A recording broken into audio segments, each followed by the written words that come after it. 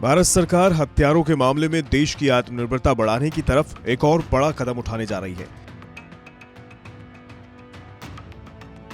आत्मनिर्भर भारत को बल देते हुए भारत सरकार टैंक और एयरक्राफ्ट इंपोर्ट को भी नेगेटिव लिस्ट में डाल सकती है।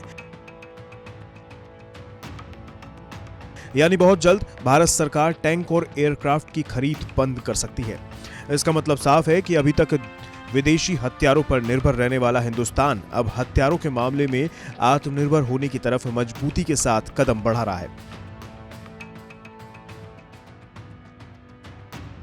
अमेरिका, रूस, फ्रांस, इंग्लैंड और जापान से आधुनिक और घातक हथियार खरीदने वाला हमारा देश धीरे धीरे हथियारों के मामले में आत्मनिर्भर होने की तरफ कदम बढ़ा रहा है।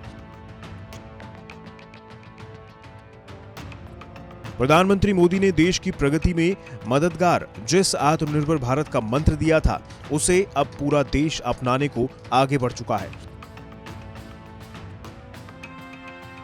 माना जा रहा है कि सेना के chief of defence staff Vipin Rawat tank और एयरक्राफ्ट को सेकंड नेगेटिव लिस्ट में शामिल कर सकते हैं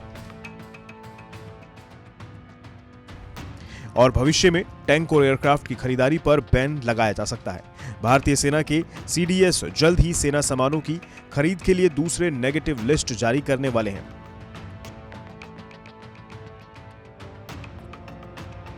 जिसमें टैंक और एयरक्राफ्ट को भी शामिल किया जाएगा। इसके लिए सेना अध्यक्ष हथियार बनाने वाली कंपनियों से लगातार बात कर रहे हैं।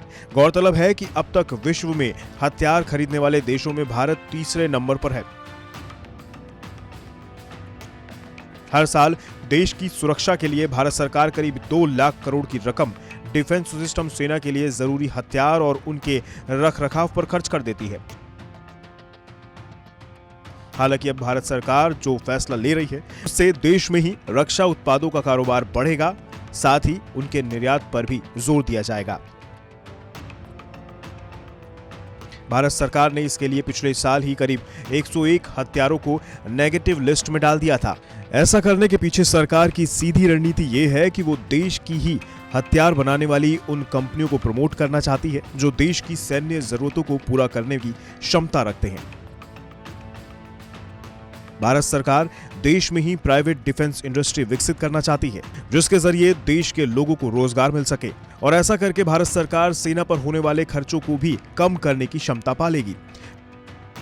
हाल ही में एक बयान में रक्षा मंत्री राजनाथ सिंह ने कहा भी था कि आने वाले 7 साल में भारत सरकार देश की डिफेंस इंडस्ट्री को 4 लाख करोड़ का डिफेंस ऑर्डर देने वाली है। ब्यूरो रिपोर्ट, भारत तक।